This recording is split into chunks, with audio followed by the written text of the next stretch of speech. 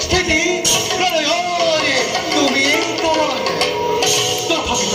সর্বজ্ঞ হই সর্বশক্তিমান হই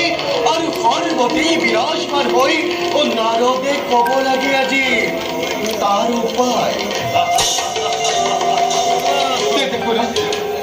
মহাপ্রলয়ৰ আগমুহূৰ্তত প্ৰয়োজনীয় সকলোবোৰ বস্তু সংৰক্ষণ কৰিবলৈ কওক কিদৰে জীৱ জন্তুসমূহ সংৰক্ষণ কৰিব লাগিব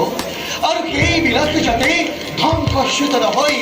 যদি তাৰ ব্যৱস্থা কৰে তেন্তে পুনৰ এই সৃষ্টি ৰক্ষা কৰিব পাৰিব